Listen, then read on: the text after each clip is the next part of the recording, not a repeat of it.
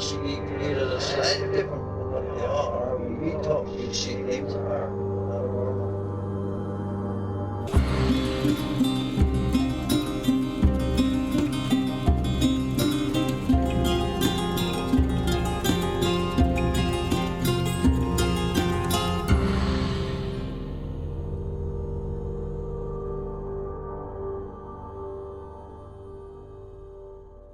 Welcome to Strange Familiars, Alison.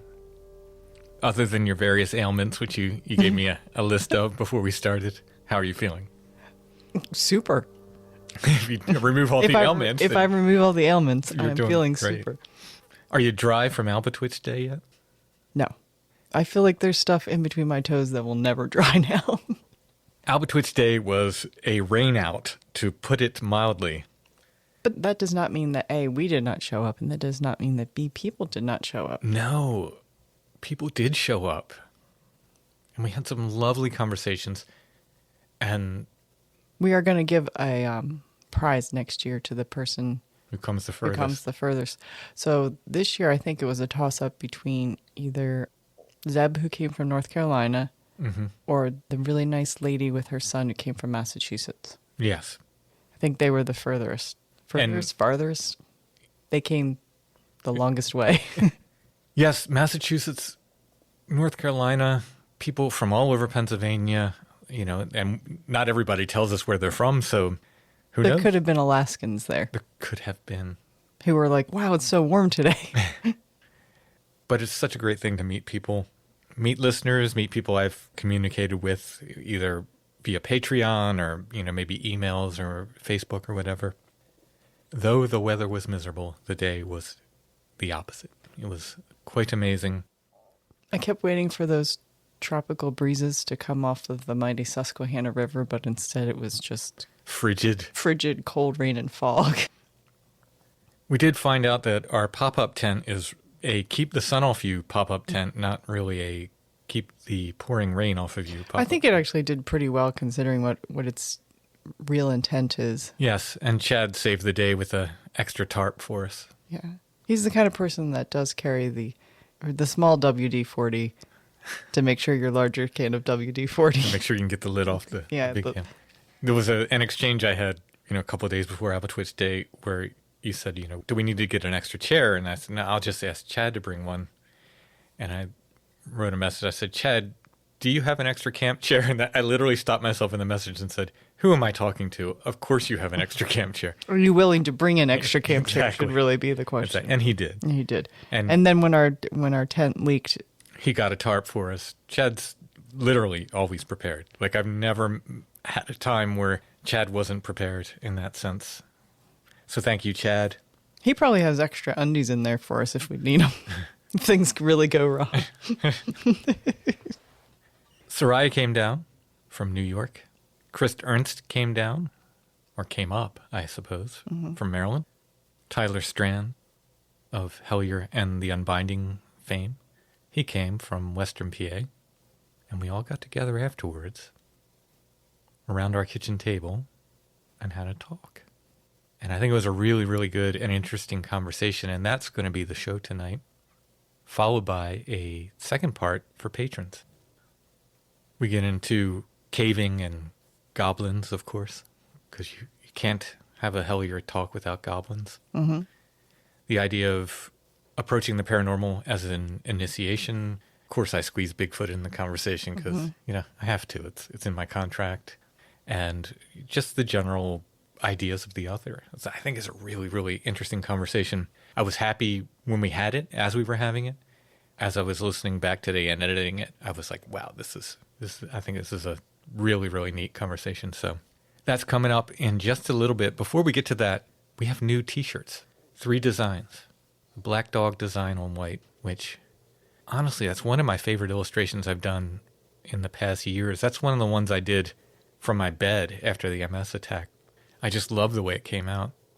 Sage, our printer at Forest Passage Printing, somehow he got it to look almost like my original illustration on the t-shirt print.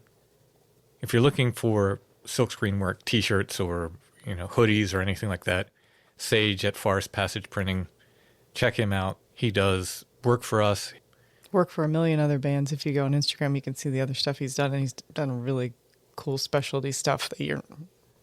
I'm always impressed with what he does. Oh, yeah. Even if it's not a band, I know. I like the designs are always amazing. The detail he gets with my drawings and stuff when I send it. Yeah, to it's him, really good quality. Yeah, I'm always stunned. Forest Passage Printing. I'll put the link to that in the show notes. He's a good guy if you're looking for silkscreen work. When we have the Black Dog t-shirt on white, we have my Mothman drawing, red on black, the one I did for Department of Truth. We did a one-color Strange Familiars version, and the Eyes of Night, which was previously available at that other t-shirt service we used to use that wasn't silkscreen t-shirts. I'm not even going to say their name. Mm-hmm. Their designs started cracking and peeling and stuff, and they never lasted as long as silkscreen prints do. The Eyes of Night it's an owl and a Luna moth. It's another one of my favorite designs I've done for Strange Familiars. That's white on black. I think it looks very striking. I think that's the most popular one. People just keep buying that one. There's also new tote bags. We have 2 new tote bags, one with the Mothman design, one with the Eyes of Night design. And we did a small run of white hoodies with the Strange Familiars Awoken Tree on the front, on the chest, and the Black Dog design on the back. They kind of sold out immediately. I only wanted to do like 10 just as an experiment, and I was just going to do the Black Dog on the back, and then Sage at Forest Passage, he made one up with the tree on the chest. He's like, isn't this better? And I was like, oh, yeah, it is better. So I said, just make 10, like 1 or 2 in each size, and I'll see how they do, because I've never done a white hoodie before. And they sold out, within a day or, pretty much immediately. So we decided, let's do a pre-order. We'll do another run of those so everybody has a chance to get one. There's a pre-order up now. You have until Sunday. So if you want one of these and you want to make sure you get your size, make sure to pre-order it. Part of the reason we're doing a second run also is because I wanted one and they sold out before I could pull into the side. So we have to get up to a minimum because you want to get one for yourself. No. Pre-order runs until Sunday. If you want one of these, you want to guarantee to get one in your size, definitely want to pre-order it. I'll probably get a few more made beyond what's pre-ordered, so there will be some on Etsy, but if you want to make sure you get one in your size, the best way is to pre-order it. Pre-orders close Sunday. Instead of sending everybody to the Etsy shop, I've done something new. strangefamiliars.com/merch. Has links. It's like a one-shop stop, although there's pictures of the merch there. It'll take you to the Etsy shop, but it'll save you from going through and looking for all these individual things on Etsy. Go to strangefamiliars.com/merch. Look for what you want. You click on it. It'll take you there. The sweatshirt is there. It'll take you to the pre-order. The tote bags are there. It'll take you right to the page to purchase them. Same thing with the new t-shirts. strangefamiliars.com/merch. All right. Let's go ahead and get to this conversation. It's Seriah from Where Did the Road Go? It's Chris Ernst, who often appears on Where Did the Road Go, but Chris is a filmmaker. He did this sort of film about Seriah and Where Did the Road Go called Magicians Long to See, which we will review for our patrons at some point for one of our review shows that we do. Tyler Strand was there from Hellier, from The Unbinding, and from Tyler doing awesome art and sculptures. You were there, Alison, at least for part of the conversation. I got sleepy. You tapped out after a bit. And, of course, I was there. Here we go.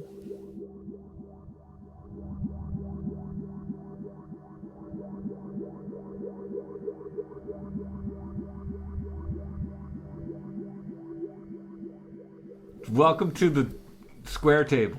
The square table. The rectangle table. It's not a round table. Where did the Strange Familiars go? Straight to hell. Strange did the road. Go. Strange How was strange did the road go? Strange was the road that did go. Hi, Tim. Hello, Seriah. How are you doing? All right. I got Chris here. Hey, And we also have... welcome to Strand Familiars. Strand familiar. Nice. Tyler Strand. I dragged Tyler Strand kicking and screaming from Alba Twitch Day You didn't want to leave the mud. It was very enticing mud. to the table. I'm used to crawling around in mud. So we are here. I've been bugging you to come on the podcast for a while, and I figured since you're in the area, maybe we can just do it now. Plus, you told him he can't leave unless he does it. And Being held at gunpoint. so you're setting a new bar for all future guests of Strange Familiars because you provided me with this awesome pumpkin hard cider. And I don't think any other guest has ever done that. So. It's good, right? Yeah, it's awesome. So, future guests of Strange Familiars, I'm sorry, there's the new bar. Many of us are enjoying various pumpkin-related drinks. Yes. Fresh from Alba Twitch Day, which was a muddy mess, but fun still. I was there for the last hour. Yeah. Cold, wet day, but still good.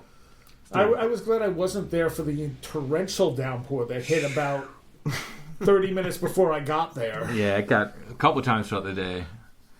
I'm glad we had a tent, but that tent was not enough. That is a tent to protect you from the sun, not from the rain. Oh, okay. Well. So, for those who don't know, Tyler was involved in the Hellier project and the Unbinding.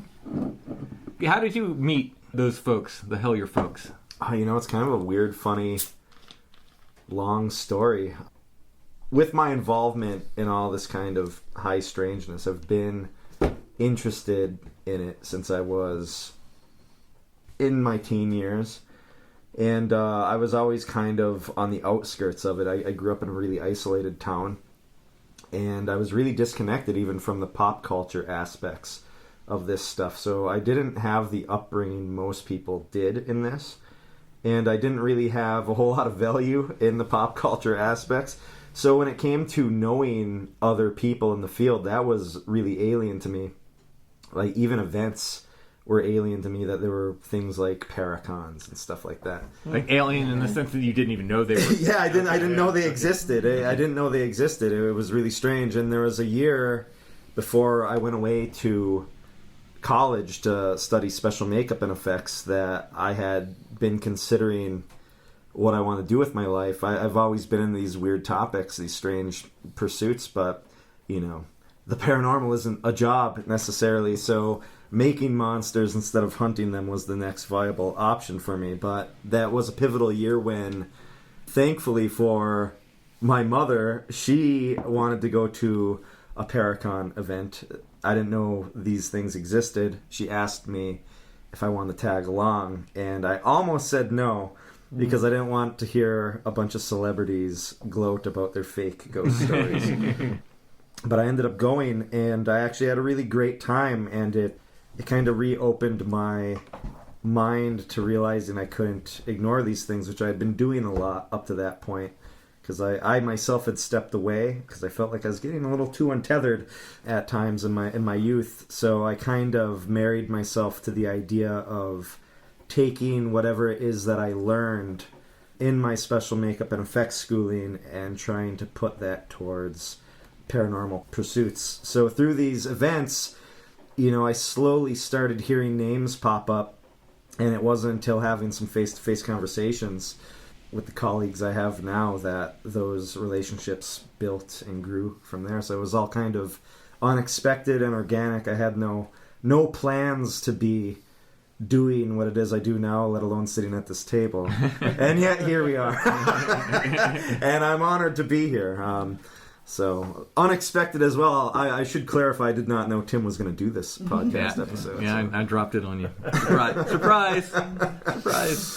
You mentioned being into this stuff when you were younger. I was. In what sense? Like, what form did that take? Yeah, did you have experiences? I did, actually. And it was kind of, even that had a stranger startup. So when I was in my youth, I became interested in occult topics and all that entails. It hooks you, I think, in the various ways as it does. Even if just, visually, you see these old artworks and you want to understand what they mean. They're full of these symbols and they seem like dreamscapes, but you don't really understand them, but you want to. You want to know what that place is, what it means. That is what made me start digging into aspects of alchemical teachings.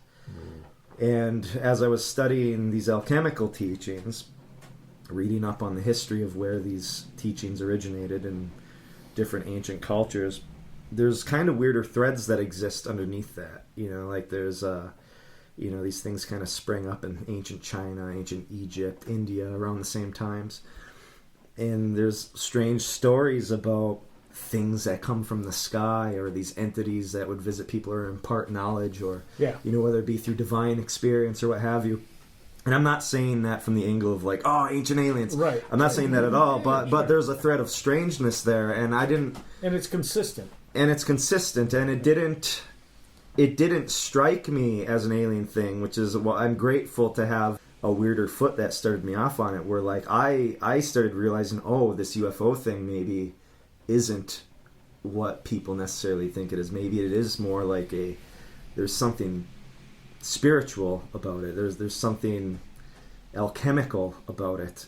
And due to my mother's interests in this, she was really the only one I could turn to ramble about some of these wild thoughts I had. And what I thought was really impactful and interesting is I would tell her some of these ideas when we would be having bonfires outside at night. And it wasn't until around that same time when I had these thoughts in my head that, okay, like UFOs, these things, they visit people. This has something to do with initiations.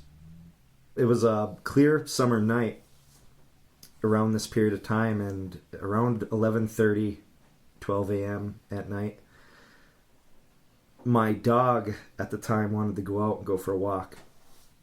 And I don't think my mom wanted to walk alone, so she asked me to go, if I wanted to come with. So I said, yeah. And we lived on a dead-end road out in a forested area in northern Michigan. So we took our dog out. The sky was crystal clear. And while we were walking back down our dead-end road to go back to our house, a giant luminous football-shaped object glowing like an ember bobbed across the sky in a fish-like fashion. It swam through the air the way that one would wave their arm through the air out a car window. It swam organically as if it was something living, was the feeling that I got from it. So given the proximity of like what I had been reading, what was on my mind, it was clear in that moment that this thing seemed to be connected to those thoughts, and that it was connected to this kind of path that I just started out on, and that's it's only built from there. So it's like the universe reacted to you. It seems that way, and I know there's a lot of argument people can make where it's like, well, these things originate in the mind or what have you, and that's all fine and well, but it doesn't diminish the fact that they happen. And right. Oh yeah. And it's it also says a lot about what we can do that we're not aware of. If we're projecting this stuff out there, imagine if we could do that with intent. Yeah, exactly. I'm with you 100%. So, there's been various odd happenings. But at the end of the day, the reason I ever got into this was just because it's a curious thing. And I wouldn't have needed those experiences to have me be sitting here. Mm-hmm. And I think that's an important thing as well. I think curiosity is the gold that we seek. And it's at least what I seek. So, did your mom see the thing too? Yeah. Oh, yeah. Sorry, I should have clarified that. But yeah, we were both witness to it, including my dog. How did the dog react? What's funny? I don't have a clear memory because, I wasn't looking at him. But I think his ears perked. I think we all stopped in our tracks, but very close. So, like I said, it was. Was it an Oz effect type of moment? Where everything went quiet? I can't recall that. Everything was quiet as How old is. Were you?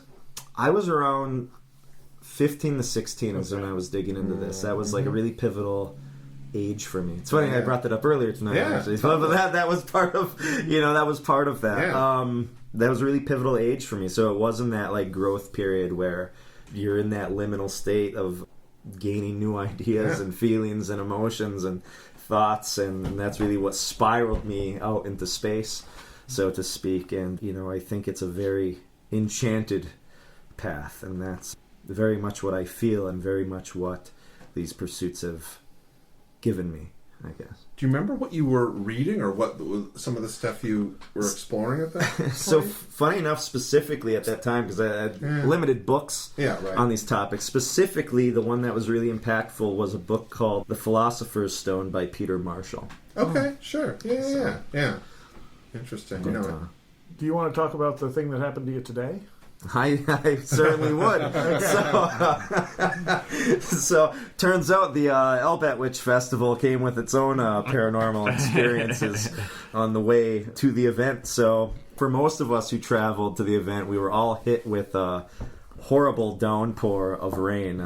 Terrible weather all day long. Yeah, it was nasty. Yep. And yet we still persisted, which I think is important in these pursuits. So I had a 4.5-hour drive from western Pennsylvania. I'm located right outside of Pittsburgh, just to help pass the time and brave the weather to get my head clear of the impending doom of the traffic. I called a friend who only lived an hour away from where the Albatwitch Festival was, see what she was up to.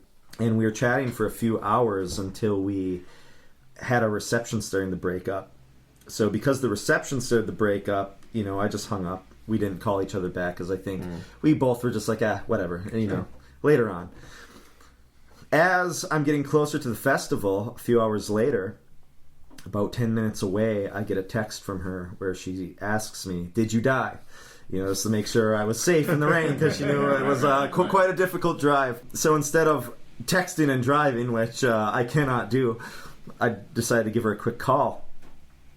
When she picked up, I answered the call with going, "Oh, I'm still driving." And her response was a shock. She goes, "What?" And I'm like, oh, kind of weird. It kind of like threw me for a loop, because it was like weird the way she said it. I'm like, yeah, I'm not like delayed, but there was a little bit of extra time because I stopped at a Sheetz and ate some food. Yeah. And then she goes, "Who is this?"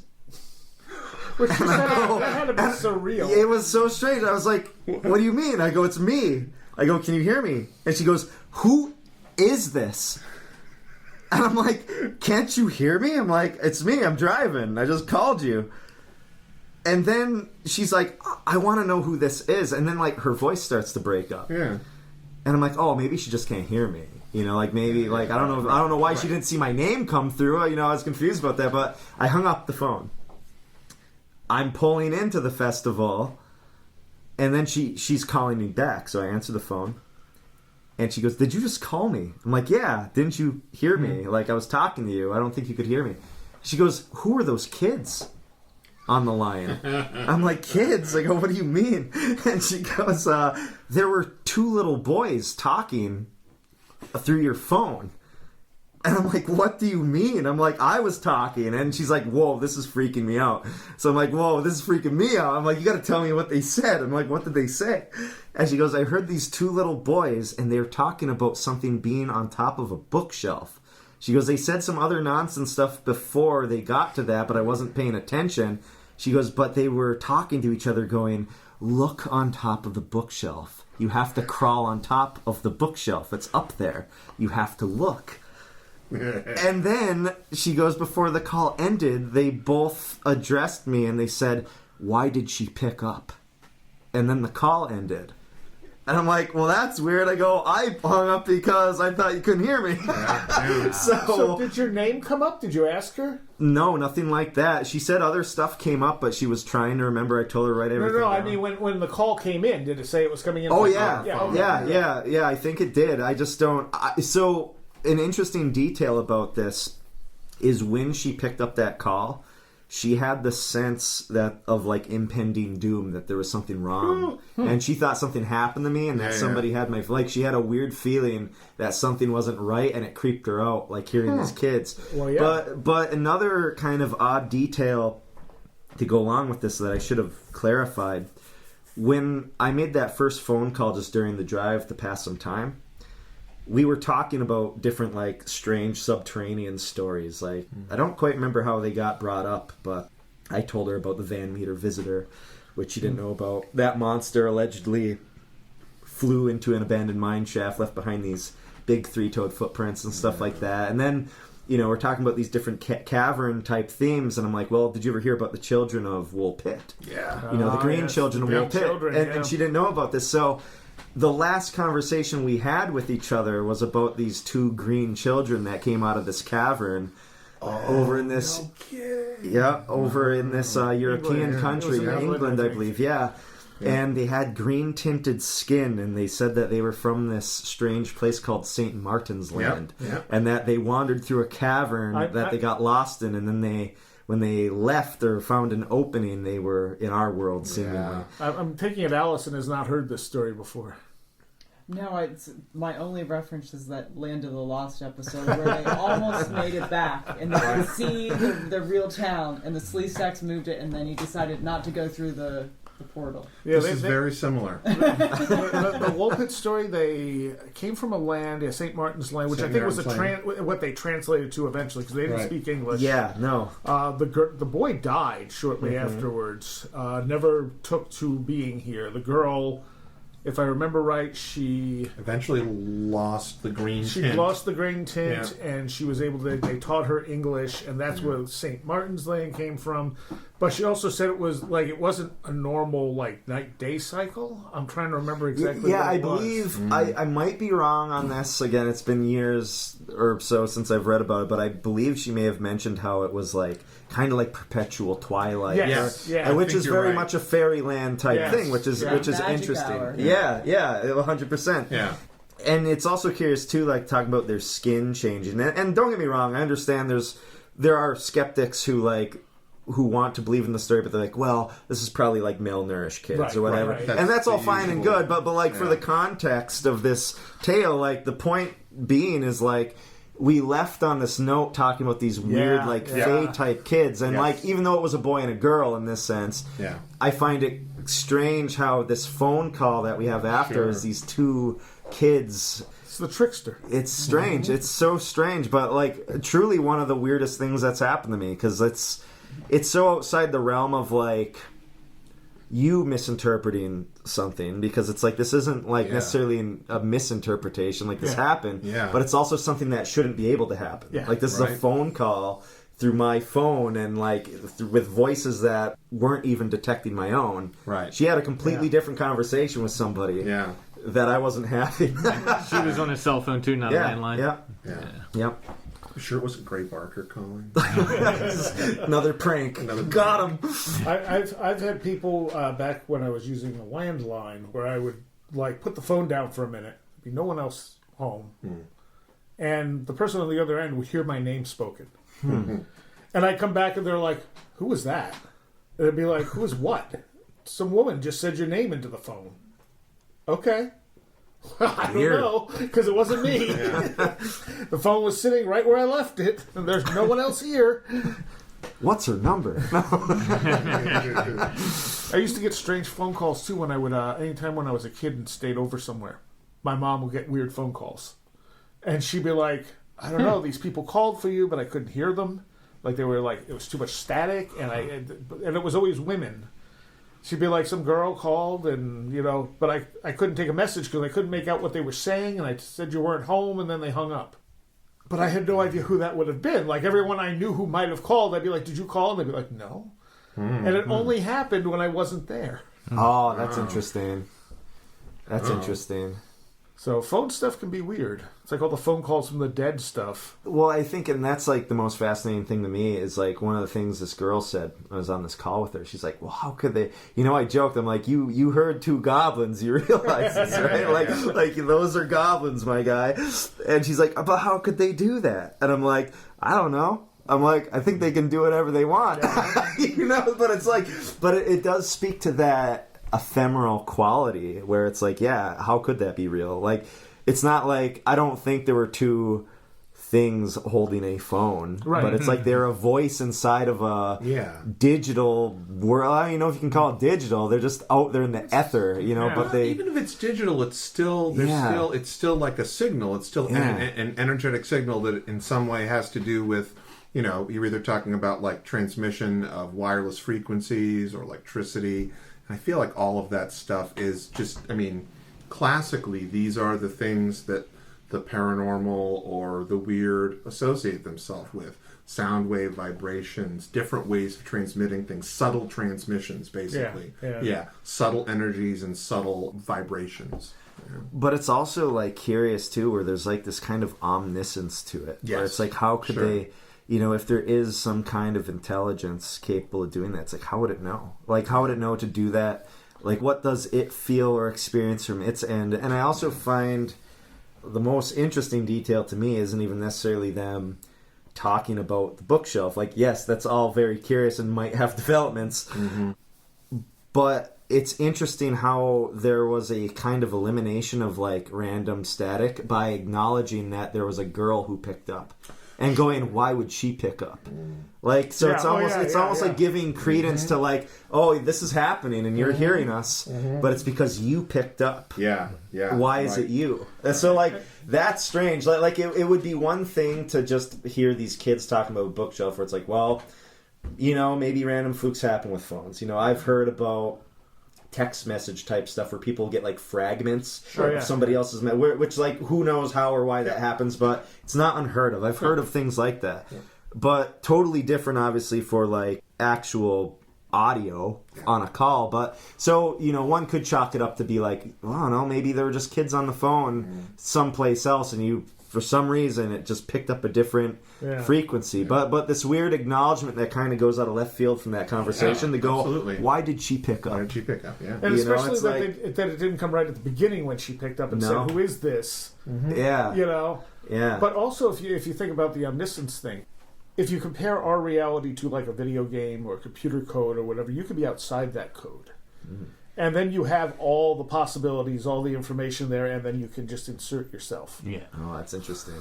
I think about that a lot. I would say like the other is outside of time in a sense. Yeah, same thing. Same idea. Yeah, it just kind of looks in and it's like, well, okay, I'll put myself here and then there and then there. Yeah. Well, I figure with the video game analogy, you can hold a cartridge in your hand. Right. And everything that you could possibly do in that game, that character can do in the game that you're playing, is in the palm of your hand. Yeah. And you can't experience it that way. You have to actually go into it to experience it. Well, I think a really interesting aspect of that analogy, just to play off of the video game idea, is how we have this idea about what limitations reality has on it. So if you think about a very realistic video game that maybe has some real world kind of engines in it, like say a video game like Grand Theft Auto, right, things that follow gravity. If you crash a car, it's going to get dented. It follows, you know. So you could imagine if you were inside this thing and you didn't know that it was a game, you would assume that all the sciences we have would adhere to the sciences that we have because gravity works. All the science that made those cars works.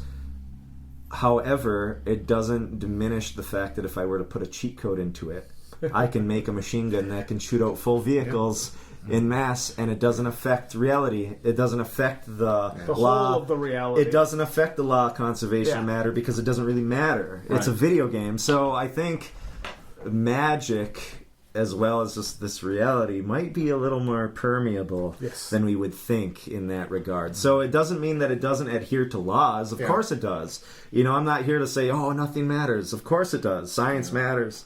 However, I think there are things that somehow can operate outside of that. And I don't think it needs to make sense. It just does. I mean, that's the way I've heard it described, and sort of my research is particularly coming from like Eastern, specifically within like an Indian yogic tradition, is that it's like there are supervening laws that are sort of underneath or that are fundamental that we do not understand, but that these are the laws that people who are, you know, yogis, essentially magicians, that are engaging with it. And there's certain things that I've heard, like there are 7 layers of electricity in the ether, and that in the 3rd layer is where you have to access it in order to sort of get power in order to make things happen. I mean, I don't know. This is all just stuff I've heard. But that idea, I think, of there being other laws or other essentially laws of nature, but they're just at a level that we're not able to access with our tools, and that those laws then from them our laws emerge, our laws of physics. Yeah, that's interesting. And so you're not doing anything that is against nature when you're engaging with, you know, these yogic or magical practices. It's just you're working at it from an oblique angle and using sort of working with these different laws. See, I like that, and I do like to think that whatever this stuff is, including, you know, the the vague terminology of what we would consider magic, like I do believe it is all part of nature, and I think nature accounts for those gaps. Yeah. You know, it's just not something that we necessarily hold great definitions for at this point. Well, when we talk about like supernatural, like assuming that this stuff is beyond the natural world, but I like the idea that it's just rare phenomena. Yeah. You know, you have, you know, getting struck by lightning is rare. This is super rare. You know, seeing a UFO or what you experienced, you know. And less rare, I think, once you've had experiences, because you're not as blind to them, or you're more noticeable to the things giving them to you. I don't know. Yeah, there's something to that. You see that with experiencers. You know, I'm not saying that, you know, I have that. I hold that kind of title, but just people who experience phenomena in general. You know, in the past, when I started researching this stuff, you know, I would have had a very skeptical eye for those who had multiple, experiences, but I no longer have that because I believe it is the norm and the pattern to, once you see one thing, there's a domino effect that occurs. And I think, like what you were saying, there's a lot of speculation that you can have as to why that is. Like, is it something in you that changes? Is it something in the other that takes notice, so it just pops up? Do you notice each other? You know, like, what is it? I think about it a lot like magnets, where, you know, you can go all day going, well, what came first, the chicken or the egg? But if you were to do that with two magnets colliding, what side of the magnet do you blame? It's both. You know, I feel like there's aspects of that too. You have that give and take, but something seemingly occurs, you know, and continues to occur. That pull, that attraction, it expands upon itself. Did your friend check the shelves in her house? I don't know if she did yet, but you know, I'm going at all angles. So just to bring, you know, to bring a little bit more humor back, I should say, like, when I did arrive at the Albatwitch festival, I was telling everyone in this circle here to be like, hey, like, I don't know if it's going to be one of our shelves. Like, just keep this in mind, because I don't know whose shelf. Yeah, you were asking if we had any, like, shops around called something bookshelf or something. Yeah. If you're listening to this episode, go check your shelf. Check your shelf before you wreck your shelf. Oh, that was good. Oh, that was great. So, you mentioned magic more than once there. And I have heard many people, and I don't know if internally that you guys have referred to as this, but I've heard many people refer to Hellier as an initiation ritual. Multi-part question. Do you feel that that's the case? And if so, how did you change through that journey? Ooh, it's a big one. I think, at least my hope with something like Hellier is that without being so grandiose in the expectations of it, whether people want to view it as an initiation or not, I hope that people see that unlike this oversaturated pop culture idea of these things, there are people who have genuine questions, genuine curiosity, and it's healthy to explore that curiosity and to understand that the world is more mysterious than I think we've been led to believe at this point. And I think that is more than enough of an initiation. Like, if you were to ask me, I think an initiation only needs to start with asking questions. You know, I think we are all bred of this fabric that stems from curiosity. You know, curiosity is what led me to this table. You know, and if Hellier sparks curiosity in people, especially curiosity over fear, which is something that we like to talk about a lot, then I do think that it acts as an initiation. Even if it be just getting that foot in the door, you know, and it's up to you to go as far as you want to on that path. No one's here to tell you where your path should go. You know, I think that should all be dictated by the individual. We're all at different stages. We all have different questions, and I think that's important to acknowledge as well. So for me, man, it's changed me in great ways. I think it's heightened my understanding greatly by being involved with a group of people and to see the dynamic of, like, both camaraderie and struggle of working with different people who think differently than you. You know, that's been transformative.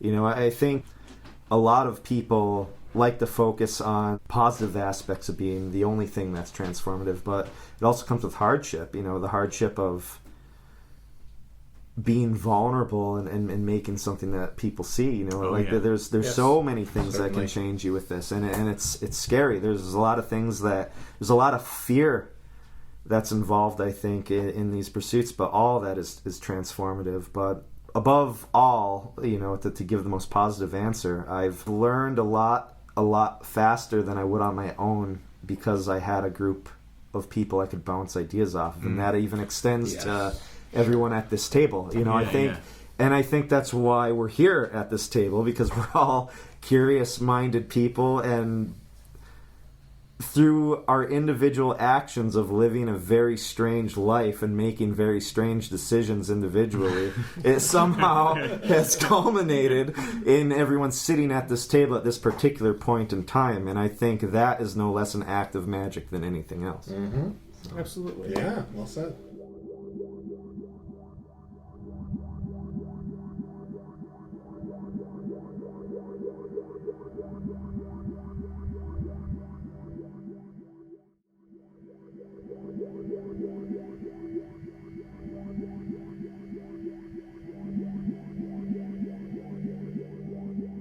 The things that brought me to the point I'm at were such rare type of things. Like when I look back and go, man, if this sequence of things hadn't hit just right, I wouldn't be here. I don't know where I'd be. And I see that numerous times in my life, and I'm just like, what the hell? Like, do I even have free will? Did this stuff, or was this just a plan I'm following, you know? Yeah. It feels like that. I struggle with that a lot, where it's like, you know, it's like, do we have free will, or are we just puppets? And if we are puppets, we don't know, so it's kind of the same thing. Yeah, it's like, or are we our own puppets, you know, to a higher state of being, you know? So it's like, who knows? I'm just here for the ride. I remember Tim sending me his book the first time. And Beyond the Seventh Gate. Is this going to be some urban legend crap? I'm literally sitting in my dentist office, and I start reading it, and I'm like, oh no, he's dismantling the urban legends and digging into the folklore. Who is this guy? What? And then I'm like looking you back up, and then I'm like, you need to come on right away. And then boom. Eventually, we're here. Yeah. And Chris sent me his movie Corpse, which is a modern, artful retake of King in Yellow. King in Yellow, yeah. Yep. And I had started listening to Seriah. God, I don't even remember. That was, I think, because I had, you know, in my interests, I had been Googling things about pyramids and ancient, you know, history or lost history, and somehow that, I think it was because your first guest was one of my first, or one of your first was like Robert Schock. Robert Schock, yeah. And so then, you know, this is when I and anybody who was my former boss there, you can write me up for it. But I used to not work a lot when I was at MTV, and instead be, you know, like researching weird paranormal stuff online. And yeah, that sort of led to, and I don't even know. Yeah, I think it was through listening to your stuff that I got to know everything else. Yeah, and all the other podcasts.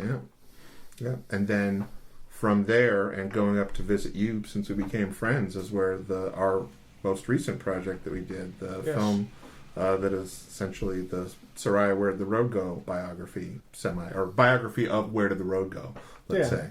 But that all for me felt very much like, at least when I am engaged in doing my creative practice, I kind of try to let what I feel is like the waves of the ocean push me in a particular direction. That's why I'm not a super successful filmmaker, because I'm not going out. No, it's very much so, because I'm not going out and I'm not trying specifically to make something for this particular purpose. I mean, I've done things like that with partners before. That's what The Hill in the Hole was kind of like. But most of the time when I'm doing my own projects, I try to see where fate will lead me. And most of the time it's worked out. Like, that's how Corpse happened. That's how this film with Seriah happened. That's how other things in the past that I've done, things with music. And I think there's, for me at least, there's something to that.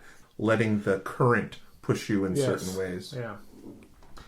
I like that word too. I use it a lot, the current. Yep. And it's funny, I don't know if you guys feel this, but like there's certain times where it's like you become aware that it's stronger than it like fluctuates at times. You can tell when it's present, at least. Yeah, and sometimes it gets stagnant. Yeah, and I think that's good. I think that's a good thing too, because it's like you can't always be tapped into the wire. I don't think that ends well for anyone, but I think that ebb and flow, there's a lot to be meditated upon that. Yeah. To put it simply, take breaks, people. Well, yes. Take breaks. Like, I don't know what that means. Well, take breaks don't let you have the metal show. You're not paranormal all the time, every minute, every day. Enough. Yeah. Although they do kind of overlap at times. Of course, they're going to do that. But yeah, I think it's important sometimes. And for people like Jeff Ritzman, you know, he had to really get away from it for a time period before coming back. Mm-hmm. Yeah, every time you mention Jeff, I feel like I just have to step back and just say, what a loss. Yeah. And what an incredible mind, and I miss him. And I never even got to meet him in person. Yeah, same here. Talked to him so much, and and I talked to him probably 1/75th as much as you did, but we would have conversations a couple times, either after Where Did the Road Go appearances or otherwise. When he came on Strange Familiars once, I think. Yeah. And he was on Strange Familiars for 10 minutes. Right. But then we talked for 3 hours after that. Yeah. Yeah. And it was a fantastic conversation. Yeah, my first conversation with him, including the show we recorded, was over 6 hours. Yeah, what a mind for this stuff, and what a loss. And I mean, it's awesome that Jeremy's putting up the old Paratopias they did, because I'm getting to hear other stuff from him that he never mentioned. Mm-hmm. And it's like, I don't think he might have. I mean, it's been so long now that, he may have talked about it and I forgot to, but... And I'm going to say, so this is Maryland prejudice. The first time I heard that accent that Jeff had, which was a very Maryland accent, and I'm from Maryland, so I'm allowed to say this, I was like, nope, no, this guy can't have anything good to say. Just growing up around that accent. But no, as I listened, I'm like, this guy is fascinating, and he's got a mind like a steel trap. I mean, wow, he was on it. He was ahead of the rest of us. Oh yeah. We're all getting there. Yeah, he was there. Yeah. That's what I was telling Jeremy when you were on. Yeah. Like, I'm listening to these old Paratopias from 2009, 2010, going, so you guys had all this stuff already back then that I discovered on my own, and we've put together now, and it's like, Jeff and Jeremy had this stuff. Well, you mentioned that before. You mentioned the cycle, the endless cycle. I don't think people were ready for it then. Well, I think now people are a little more open to it. It's like, where are the footprints in? Yeah. I don't know how look, in my life, I've not been able to hit the crest of waves too well. I'm either way ahead or way behind. I just and something happened with that, and people were ready for it. Yeah. Because I was expecting, and Josh was expecting too. We were expecting a fight when those books came out. We're like, this is going to be a fight with the cryptozoologist people, and there were a few, and there are a few who still don't like it, but the general reception was like people were waiting for it. It's like they were ready for it, and I say, this is a book that should have been written 20 years ago. But maybe not. No. I think it came out when it was supposed to. Yeah. And I think when people look back on those two books 20, 30 years from now, they're going to be at a Passport to Magonia level. They're going to be like, they're going to be like, these guys had all this stuff, and that's a high compliment.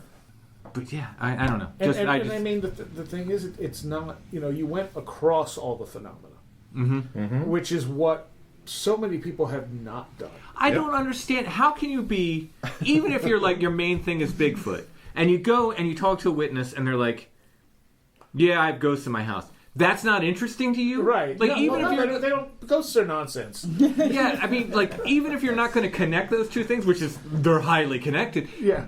That's not interesting to you, at least? Like, you don't stop and say, well, wait.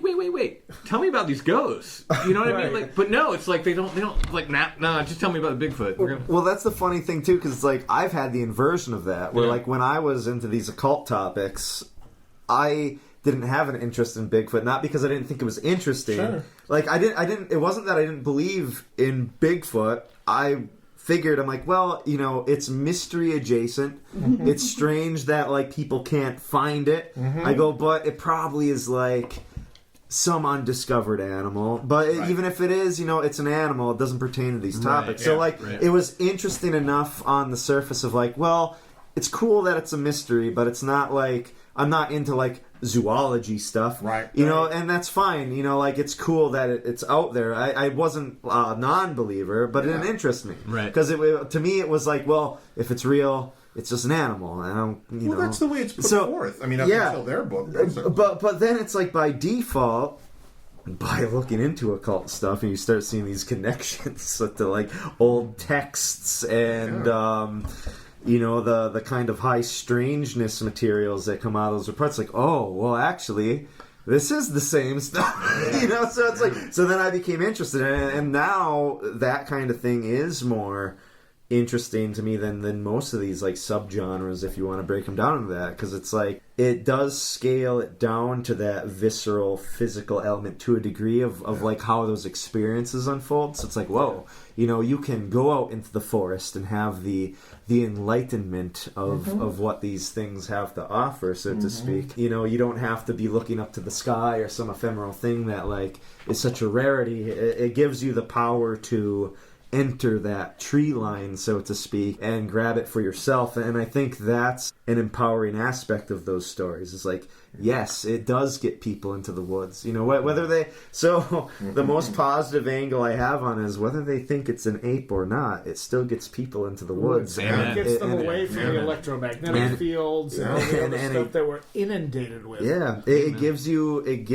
that visceral human experience of connecting with nature, and I think that is the most important aspect of that phenomena, and is very much needed in this day and age. And I think if some of these cases most likely are basically wilderness poltergeists, I think it's because people are going out into the wilderness and they're getting away from all that noise and electromagnetic stuff that is normally inundating them, and they are connecting with nature, which is giving this stuff the energy to manifest.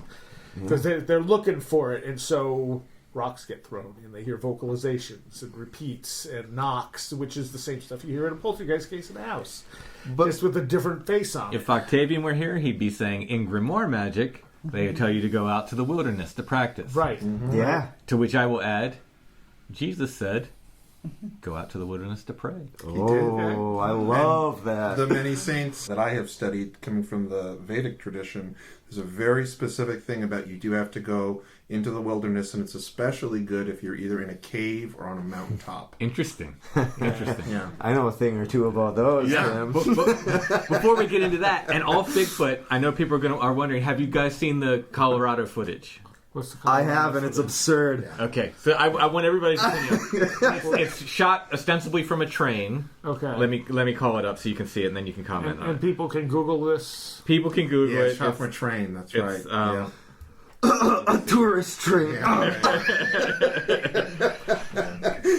I'm sorry. Let me just call it up on YouTube. Oh, no. It's the general consensus on the Strange Familiars Discord is that it's bunk. My initial thing was like it's very well done if it's a hoax, but it's filmed from so far away. Yeah, and it's easy to make stuff well done nowadays. Yeah. You know what, though? Even from far away, the funniest thing about this footage is that it has giant tree trunk legs.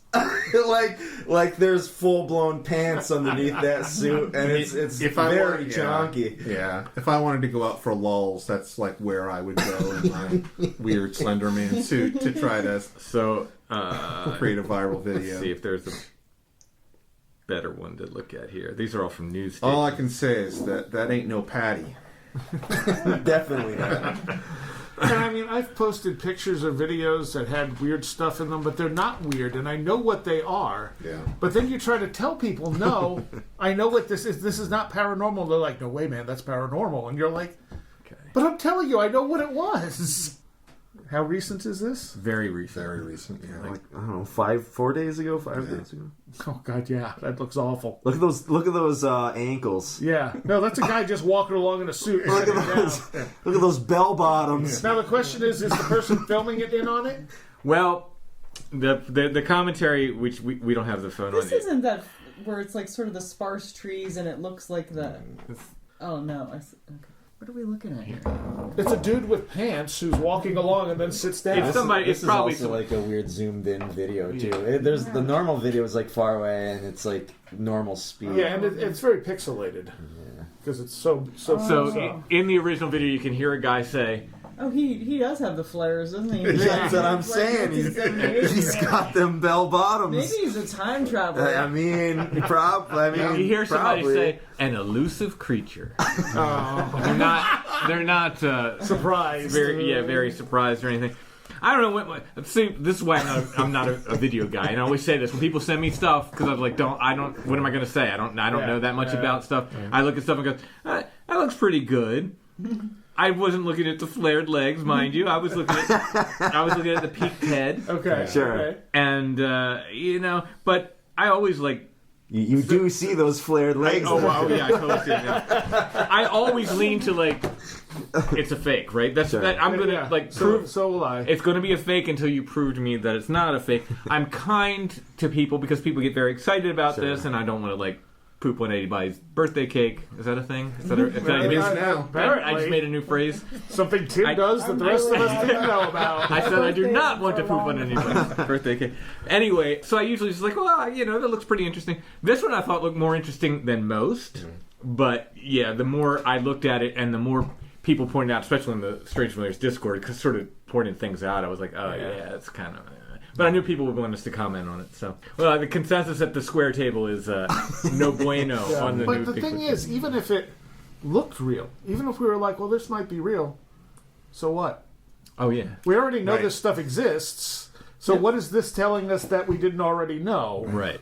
Well, and it's never going to convince a diehard skeptic who's like, this stuff doesn't exist. They'll look at the video and they'll go, that's fake, no matter what. Well, there's already been people who are like, oh, there's pixelation behind the head, it's CGI. It's like... Wouldn't it be better? I don't think it needs to be a lot. CGI. Yeah, exactly. It's a guy in a suit. Yeah. Like that's a lot of... Yeah, that's artifact compression. Yeah. And to me, like, it's funny on that same note that you mentioned, like, one of the more empowering things to come to accept with this phenomena is that it is so rare that it probably will never or doesn't need to be on video. And there's a kind of like... I hope you can follow my mindset on this. There's an interesting romanticism to this that I've come to realize that we don't get to experience in the modern day and age except through these experiences. So I was thinking on... So at this table, we have various artists that work in various mediums. As an artist, like reflecting on paintings and things like that, what I find really fascinating about paintings in the past is how I realize in the modern day and age, none of us actually experience paintings the way they were perceived then, when those are the only way you could possibly see something. Imagine how impactful that is to see a colored image of something before cameras existed. That is something none of us have ever experienced, but like we can only imagine it. There's something interesting to be said about this phenomena that it kind of operates in the same way where you have these experiences that people have.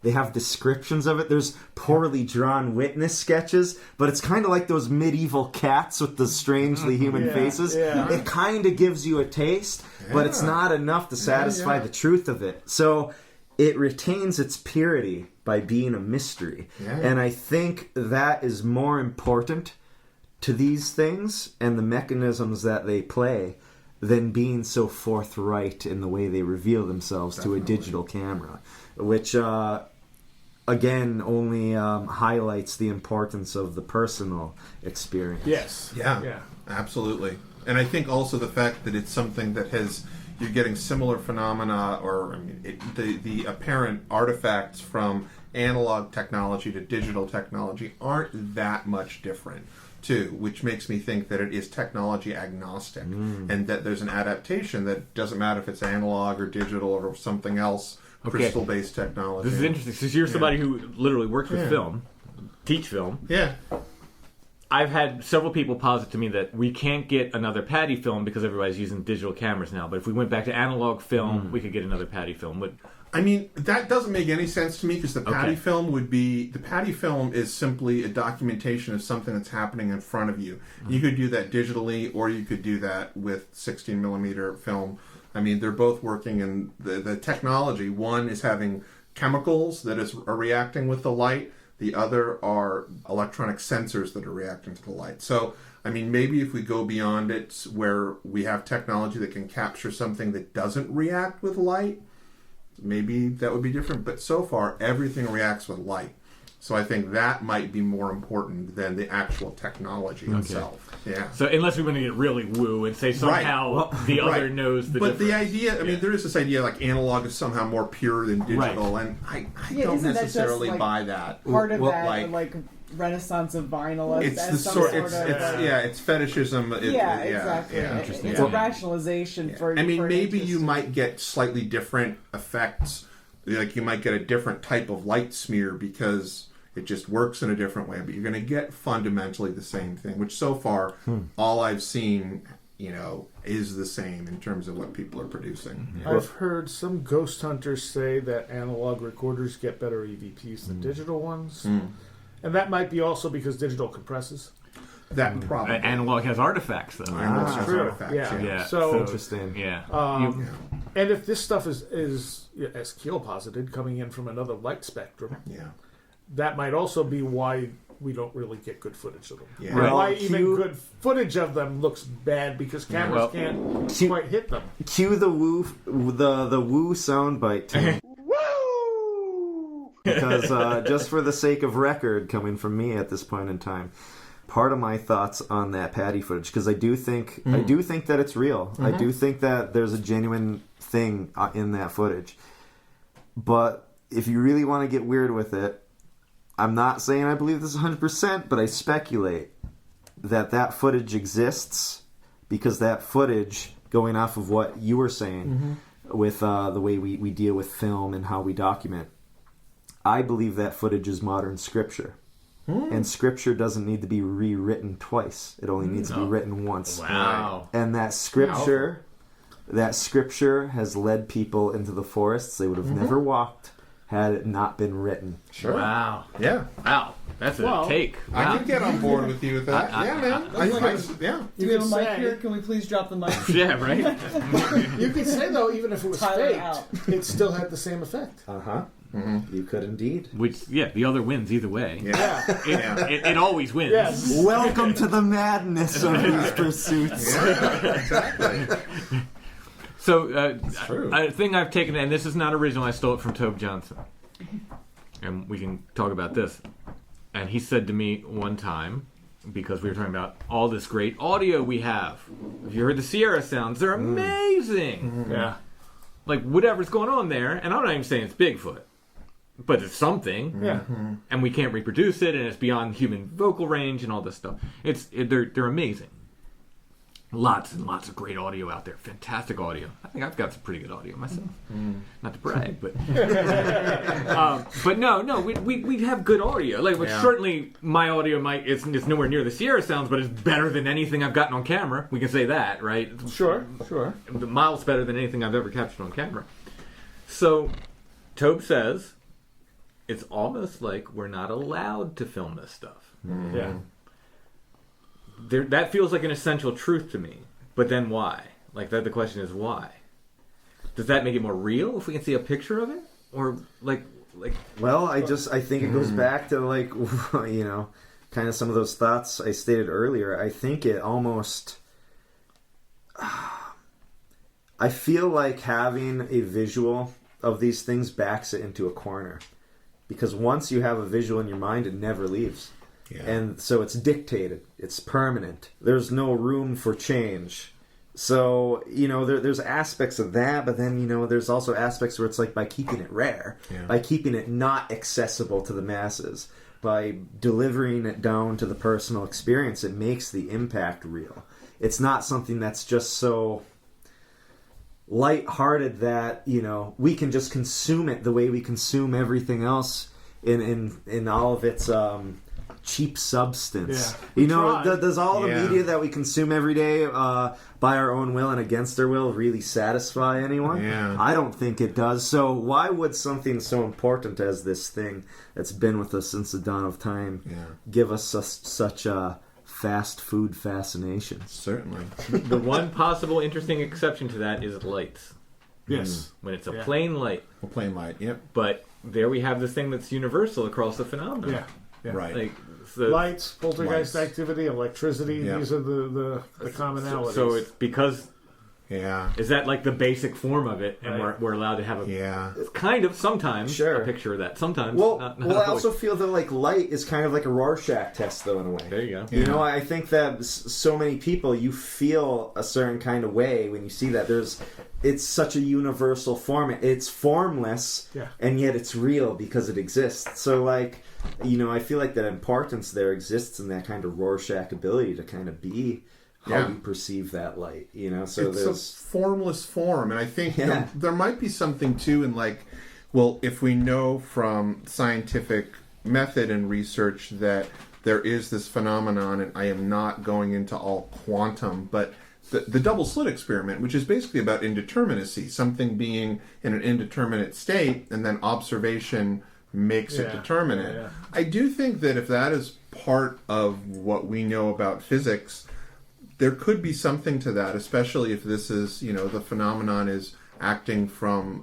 creation. Yeah, exactly. That there's that act of perceiving. There's something about locking something into place, and that the phenomena. And I don't know why then sound would be an indeterminate thing. I don't know. I guess what the difference between vision and hearing would be, but I do think that that's something interesting there about the indeterminacy of it and us not being able to really like latch onto a concrete form of the mystical. You know. Well, I think it also, you know, I know we could just keep spiraling with the, you know, the what ifs of it all, but then I you know, I also think it's interesting how we have definitions for these lights, like St. Elmo's fire, things like that, and the fact that fire itself, as this, you know, this substance, more or less, is something that's also been with us since the dawn of time, and we have seemingly like genetic hardware baked into our brains because of how we've always utilized it for survival. So there's, you know, an element of that there too, where it's like, is it playing off of that? You know, lights have always served as a fascination for people, and in more ways than one, they serve illumination. So it's like, is that part of that point? But who knows? You know. But I think that's the great aspect of this. Like, it's such a mystery, such a mystery, and it only continues to make us seek more answers.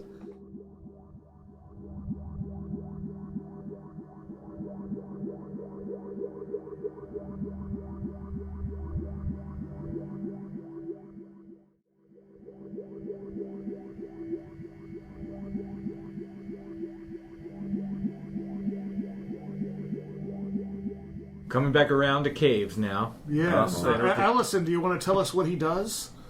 I don't really know what Tyler does. I don't either. So I mean, Now, what was the word that you enjoyed saying? Oh, how often do you get to say, "Are you a spelunker?" Did the caving start before the paranormal, or did it develop after? You know, it's interesting. So that is something that did develop after, and Caves did it to you. and well, here there's actually a lot of strangeness with that, because you would think it should have started before. So when I mentioned being from a small northern town where I had my first experiences, I actually come from a town with a history of mining. Particularly copper mining, which is curious. So we're one of the largest producers of copper in the world, actually. But even though I grew up with that history, it kind of has that numbing effect where when you grow up around something, you don't really think about it. Sure. It's in your blind spot. So I never thought about the mines. In fact, and it's not like there were any that were open. You couldn't explore them. They don't really exist anymore. That stuff, I should clarify, the mining has since gone. So the towns are kind of in that depressed state of what once was. Just the UP? In the UP? It is the UP. Oh, see, look at that. We have it's funny, I was like, maybe I'll try to not say where I picked up on it. I actually appreciate that. But it was in the UP. very proud of where I am from. So it wasn't something I thought about because this is something you grew up hearing a lot. Yeah. But given the nature of where this research has led and given the development of things like the Hellier case, I actually took a job at a cave, completely inexperienced, to learn how to cave properly, just to benefit that case. So it was kind of like Wow. it was kind of like my undercover mission That's cool. to gain knowledge in that field. So just to hit an interesting Hellier note in terms of what people may see if they do happen to check out that documentary, there's an episode under the title called The Unknown Country. And in that episode, believe it or not, is actually the first time I ever entered a cave. When Greg and I did recon on this episode, it was actually the first time I had ever stepped foot inside of a cave that was seemingly filled with monsters, which is why we're very inexperienced. We don't have any helmets or any protective gear. But what's interesting is by the end of season 2, in that final episode, I already have 3 years under my belt at that point. So not long after we entered that first cave, I got this job working in a cave as a cavern guide, and I worked that job for 3 to 4 years and have continued since. I've been caving for about 5-6 years at this point, and I've gained a lot of experience in it, both with learning, geology, aspects of geology, and just knowing how expansive these things are. There's truly entire worlds beneath people's feet. There are entire worlds underneath your feet, and I don't think most people understand the scope of what these places are truly like. And a lot of that is because of how pop culture paints these places. And there's also been revelations, like great revelations, with how hidden these locations are. You watch a television show where someone comes across a cave, and it's this large perfect doorway opening. You can just walk in. Very few caverns are like that. In my experience, you could be standing 3 feet away from one and not see it.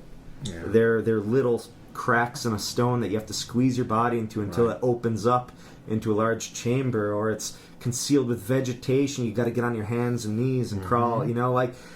These things are so well hidden. And there are so many of these places that are not discovered.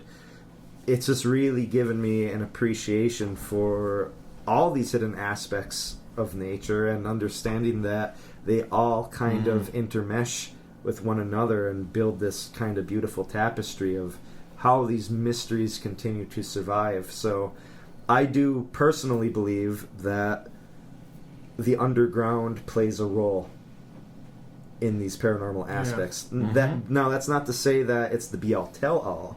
I don't necessarily think these things are physical, so why should physical spaces matter? Right. But they do matter because they are symbols. They're also symbols, and they intersect with our own journeys. So to have these liminal spaces that you really need to work toward to find and enter, and brave, the dangers of them, is very impactful. It's been a great journey for me. Of all the things, it's funny, Tim, you mentioned earlier, like, how has this changed you? That element in and of itself is the thing that's changed me the most, is the people I've met and the journeys I've been on in the underground are quite literally no different than unveiling other worlds, because there are other worlds. So it's it's been a beautiful journey in that regard. But and you have so many ancient cultures that speak of the underworld as a literal thing. And you have Native Americans who talk about the ant people, who took them underground so they could survive the last cataclysm. And it's like,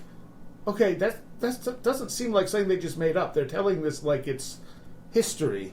So who were the ant people, and where did they bring them? What else is there that we just don't even know about? It's fascinating stuff, and that's funny too. Like, when you talk about the underworld, it's such a simple word, and we're all desensitized to it because we grew up hearing it. But you just break it down into 2 words: underworld. It's the world underneath you. That's so it's like that's the basic concept of some of that. It's like there's other realms beneath your feet. And it's interesting because, you know, I know a lot of what we're talking about here at this table, you know, doesn't necessarily have to deal with the physical. And I do believe there's a large aspect to this strangeness and the underground that is largely not physical. So, like, just for clarity, I don't necessarily believe that if you enter a cavern, you're just going to find some undiscovered hidden utopia that exists inside the earth. I don't necessarily think that's true. I don't necessarily think there's a physical place you're going to find. Right. But that doesn't mean that there aren't experiences where those who perceived that experience, it didn't seem that way to them. Sure. You know, like, I think there's altered states, and I think there's experiences like any other experience, whether it be seeing a Bigfoot or seeing a UFO or seeing a poltergeist.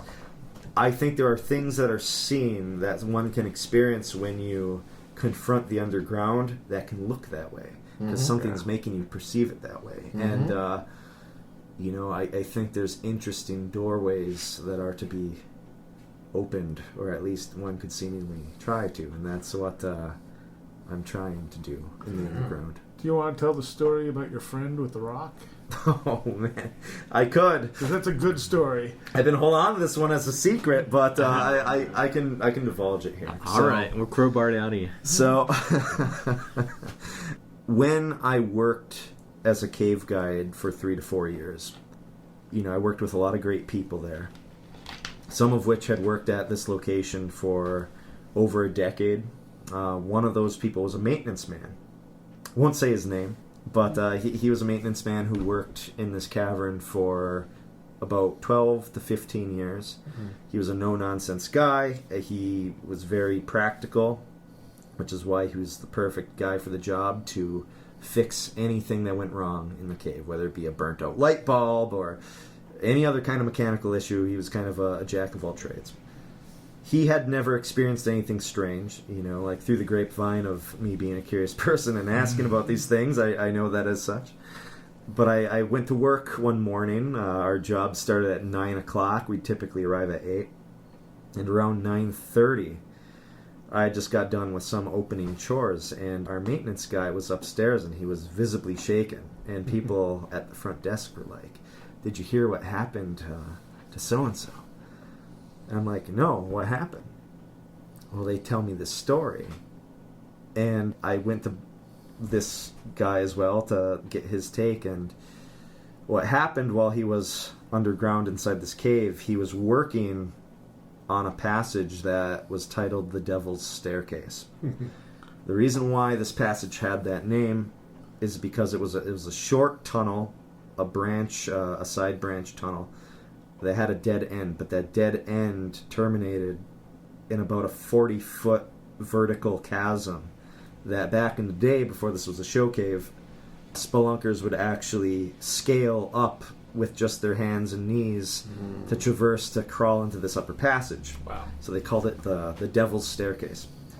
His particular job at this point in time was to create an electrical water pump system to illustrate how in the ancient past water at one time formed a waterfall to create this chasm.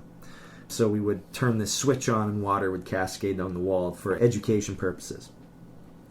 Not only did he have to install this water pump, but he also had to create new light fixtures inside the cave so people could see the ground that they're walking on. And the way these light fixtures were created is they were all set up, they were light bulbs, ambient light, that were projecting out of rock cairns. So a stack of rocks piled up to conceal any electrical wires and things like that to make it more... So he's making little ritual structures. Unbeknownst to him. But, just to spruce things up so it's not so jarring, to kind of not take people out of the occasion. So in order to conceal these wires and to make these light fixtures, this guy was walking up these steps that was parallel to this tunnel. At the top of these steps was an area of the cavern that had very nice dry sand, like a pile of very loose sand, no rock debris inside of it. So he was taking buckets of this sand and he was mixing it inside of the cement that he was using to conceal the wires so that it would be color matched to the cavern. While he is grabbing one of these buckets of sand, on this upper level. He looks over to a rock ledge that has a previously built rock cairn, and this rock cairn has a loose, nice solid chunk of limestone beside it that's not part of the structure. He looks at it and he realizes that it would be great to use in the new one that he's making in this other passage. He doesn't carry it down with him since he has these buckets in hand, so instead he picks it up and places it off to a different side on a different ledge so that he can see it more visibly and grab it later. He goes back to work in his tunnel, uses up the cement and the sand, and needs to fill the bucket up again. He leaves the tunnel, walks up the steps to the sand pit. He looks over at the rock, and the rock that's on that ledge is now split into two pieces separated by about 2.5 inches. This weirds him out because there's seemingly no reason this solid chunk of limestone should have split that way. And he kind of gets the sense that somebody is playing a prank on him. But he also knows it doesn't make sense because he's down inside the cave alone and nobody's around, let alone the fact that if anybody were to pull a prank on him, they would have to be able to read his mind and know what he was going to do with the rock. Right. But he kind of brushes it off. Again, he's a no-nonsense guy. He just chalks it up to happenstance. Maybe it just split somehow. So he goes back down the steps, goes back into his tunnel. He's mixing up more cement. And while he's mixing cement, right behind him, in this darkened passage, he hears what sounds like a little boy laugh right behind his ear. So he quickly turns around, and there's nobody there. Did the boy ask him to look on the shelf? The little boy unfortunately did not. So the maintenance guy is freaked out, and he's thinking, is this a little kid that wandered down this passage, from a family tour that's right outside the tunnel? Because a tour, if there was one, would be going right outside of the passage he's working down. However, this passage at this point in time is off limits and closed because he's working in it. He goes out to the mouth of the tunnel, and nobody is down there. Not only is there no family tour, but there actually wouldn't be another tour for the next 20 minutes. And he starts getting a really creepy feeling. The hairs on his arms are standing up. And he gets the sensation that somebody or something is watching him. And he doesn't normally have these feelings. But he tries to shrug it off. And to get his mind straight, he grabs his bucket and he goes to fill it up with more sand. And when he goes up to grab more, he looks over at that ledge again and looks at that rock that he placed there. And it is now split into 3 pieces, separated by 2 inches. So that was enough for him. So I'm thinking, like, when you first told me the story, and it was Tyler and I have had 4-hour conversations. It's true. Starting at midnight several times. And I remember you telling me the story, and you first told me, and I thought, well, maybe there was like a pressure fracture or something, and he set it down. So the first crack, maybe, sure. Right? Yeah. Unlikely, but maybe. Sure. Yeah. The second one, Very strange. Well, and here's the thing, too. It's like, even with the pressure crack, this was a rock. There was even a guy that tested it. This particular chunk of limestone was so durable, you could hit it with a geology hammer, and the hammer would spark off the rock. Wow. It was very solid. And even if it was, like, say, even the first crack, even if it was, like, a pressurized thing, how would it separate, like, by 2 inches? Yeah, that's... I had him, so, for clarity, after this happened, I went down there immediately with a backpack. I took photographs of this rock. I wrapped the individual pieces of this rock in the paper that we use in the bathrooms. And I stowed it away. I actually own this object, which is one of the most incredible things I own, even though to anyone else's eye it's just a rock or pieces of rock. But I did have him go down and, like, explain, like, what happened beat by beat and show me how much the rock was separated. Very interesting and very much in line with, Tommyknocker folklore of the area, absolutely. which very much is prevalent in Pennsylvania and the mines and the caves. So for those who may not know what Tommyknockers are, they're these kind of mischievous goblin type characters that inhabit the mines and caves, and they like to pull pranks on miners. Sometimes they take, pieces of their food, or they hide tools. Sometimes they allegedly warn miners of impending collapse. But there's certainly a trickster element, and this very much hits the hallmarks of that. And this maintenance guy didn't know that stuff either, but he's very much experiencing this modern folklore of this thing that's been carried here into this state for years, and I think it's so fascinating. But, it's not the only thing that's happening there. I'm sorry if that was a long-winded Well, tell what happened story. a year later. Oh, so you're right. Sorry. So this is really interesting, and very much also aligns with this kind of fairy folklore idea. So after I took these photographs, I did a little write-up online about it in like an Instagram post. Posted it to both my Instagram, posted to my Facebook. And, I forgot about it. I continued to work there over the year and the next year. So an entire year goes by. I'm off of work on this particular day, and Facebook Memories actually posts the photos of when I took pictures of this shattered rock in the cave. I'm like, oh, no kidding, that's a year ago.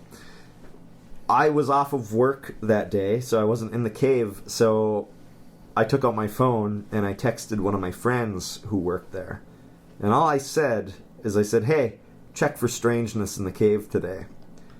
This guy who's working calls me immediately, and he's freaking out. He goes, why did you just text me that? He's like, you're freaking me out. Why would you say that? And I'm like, why are you freaking out? And he goes, I was down into the lower part of the cavern, which doesn't have lights. I was leading a cave tour, a deep cave tour. He goes, and my entire group, including myself, we all heard what sounded like little girls laughing and running through the cavern. And I'm like, that is so strange. So, he didn't even realize why I texted him that, and it pertains to that laughter that the maintenance guy heard. So it also makes me think about the whole fairy legends, things like fairy rings when someone's trapped inside of them. Yeah. You can pull out the person that's trapped inside after a year and a day. Yep. Because that's when they kind of reappear, even though there's this time dilation. Yeah, they realign. It's like all that passage of time is just one moment. And I can't help but think, is that just one moment to these things that are inhabiting the caves? Is a year, and it could have been, I actually would have to check to see if it was a year and a day or if it was just a year. It might have actually been specifically a year and a day, because I don't know if I uploaded those immediately that same day. Yeah, I think I may have did, because I'm one of those people, I have OCD, so sometimes I'll have something that I'm I really want to post this, but I have to think about it. Yep. So I actually think it was specifically a year and a day from when I posted that, but I didn't realize that when it shared the memory. But it very much pertains to that kind of distorted time cycle, So that's just one tale from the underground. Tales from the underground. Love it. I think I'm gonna stop now because I'm a sleepy You're old lady. piecing out. Oh, Sorry that was so long. No. You asked. Good night, Alice. Good Night, night, Alison. everybody. Thanks for letting us hang out. Oh no, well that's hang out as long as you want. It was nice meeting you. Nice to Yeah. meet you. Have a safe trip home. Thank you. I will. She slept through noise bands, so she's Oh, yeah. she's fine with us. I don't know the schedule of my life now where I get up at insanely early, like 5:45 or 6 o'clock, and then I go to bed at 9:30. I understand. That's not very goth of you. No, it isn't. It's all false advertising. It's always been false advertising. I do that now. It's because of these things, actually. Yeah, right? I know a little too much about them, and I think... Did I tell you my sleep with the lights on story? Yeah. The weird alien text. Yeah, I think about that too. I'm like, nah. I'd rather see what's coming at me. Okay. Yeah. Do you have anything you're working on that you can tell us about? Oh, God. Well, I feel bad because I don't have a great platform for people to follow just yet, but I am working on getting a Patreon up and running just so people can see all the kind of different art that I work on, because I am an artist and a lot of that art pertains to these topics. So you can keep an eye out for that, and you can keep an eye out for updates on that if you were to follow me Yeah, Black Wolf 26 on Instagram. There you go. If people aren't familiar with, like, they might know the Hellier goblin head, which you sculpted, which is amazing. Oh, yeah. I'm actually super happy you brought that up. A lot of people actually don't know I made that. Right, yeah. So for those of you who may be fans of Hellier or will be fans of Hellier, when you see the creature on the poster art for that is actually a physical sculpture that I created. And I created that sculpture specifically with that case in mind. And even that has its own interesting kind of synchronistic story, which is what I like to bring to this kind of art field. You know, like in Hellier, there's this guy who is experiencing these kinds of creatures in the beginning that sent these emails, and his creatures very much sound like typical gray aliens. And there's even blurry photographs of these things, of course, because you always need a blurry photograph when dealing with the paranormal. But in this photo and his description, he talks about how these things are small and pale. They don't have hair, and they have thin, lipless mouths and round, bird-like eyes. He doesn't talk about a presence of ears, but in this documentary, we make some allusions to how it sort of connects and sounds similar to the Hopkinsville Goblin incident. Yeah. And those creatures depicted in that incident very much have very large ears. Yeah. Very prominent ears. Yeah. So I kind of wanted to make an amalgamation of something that had callbacks to the Kentucky Goblins while also adhering to David's description of the thin lipless mouth and the round bird-like eyes. So I kind of took those ears, scaled them down to a more viable, anatomy, so to speak, and made something that looked like it could be real, something that could exist. And I wanted to have a generalized but vague feeling about it, something that, depending on who's looking, it could appear fairy-like, or it could be a space alien or a spaceman. That's kind of the terms I kept in my mind when I was designing it. But I am the one who designed that particular creature and the way that it looks on that poster. And it's really interesting and honorable how many people have incorporated that image into their own artworks. So I think it's incredible to have art that inspires other artists. Yeah, oh yeah. And I want to continue to do that. So if you guys follow me and look at what I do, I'm nothing but a creative as I learn how to navigate this strange world while I don't know what I'm doing.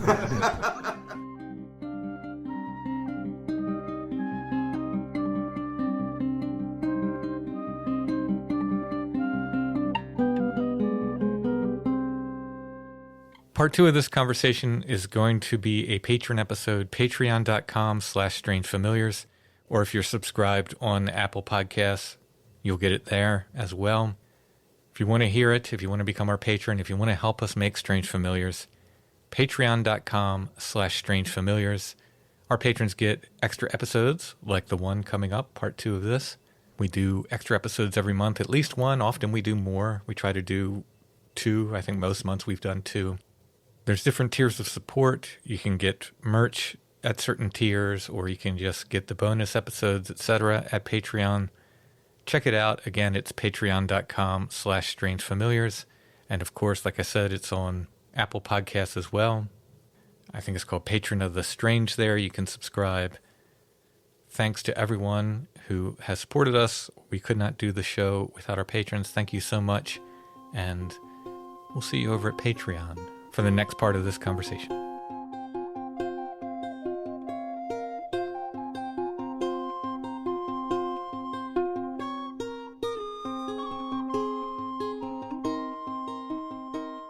Looking for something to do after Halloween is over?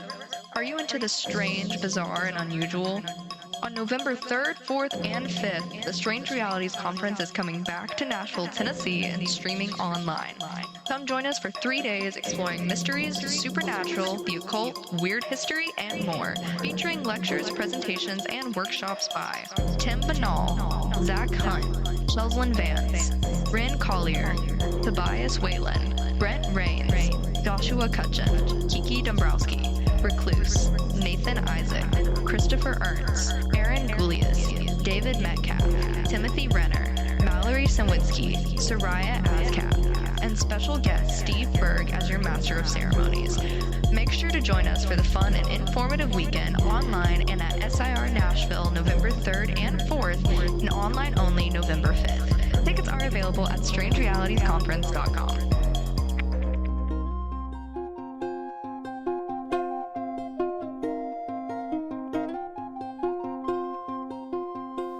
Strange Familiars is a production of Dark Howler Arts. Intro and background music is by Stone Breath. If you want to hear more or purchase music, you can go to stonebreath.bandcamp.com. Strange Familiars is on Facebook, facebook.com/strangefamiliars. We're on Instagram @strangefamiliars, one word, no underscore. For Strange Familiars merch, you can go to strangefamiliars.com/merch. For everything else, strangefamiliars.com.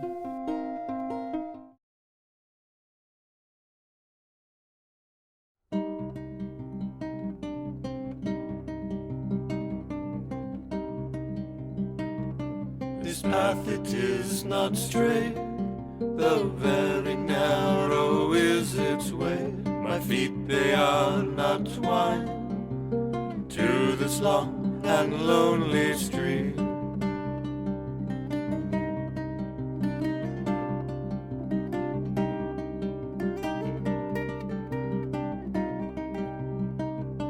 Step by step,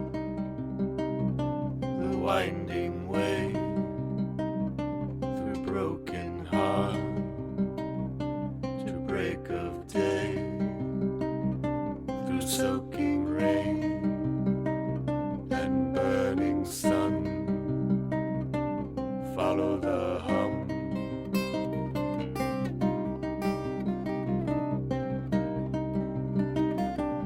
No roads bind my legs, no turning gears. Hold my time, I stop at every well. Sing a song, then start again.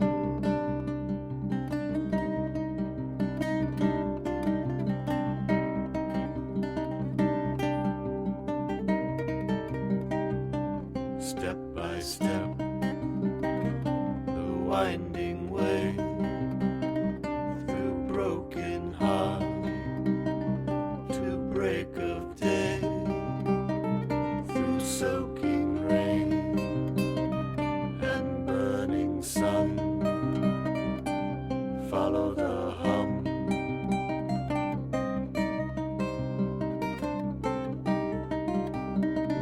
I walk a scarecrow's way through haunted fields and holy wood. My hands they are not nailed onto some ancient tree.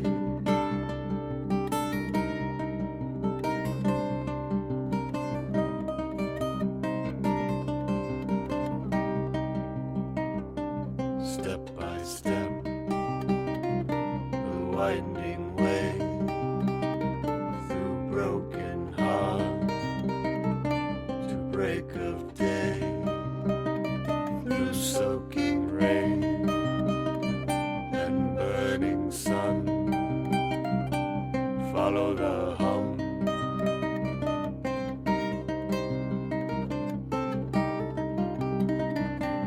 I'll pray where I may, I will write my own hymns. I am not yet hanged, I will carve my own room.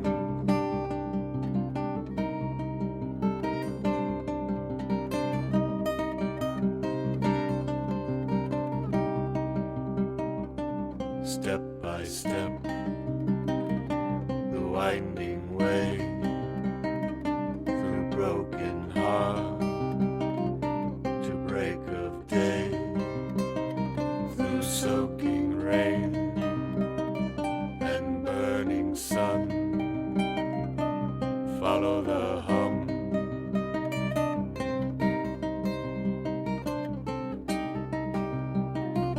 This path it is not straight, though very narrow is its way. My feet they are not twined to this long and lonely street.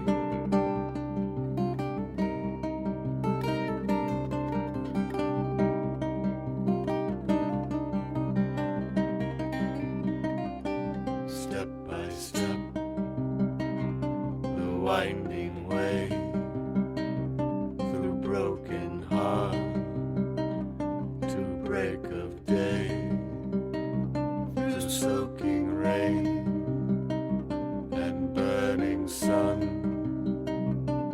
Follow the hum, follow the hum, follow the hum, follow the hum, follow the hum.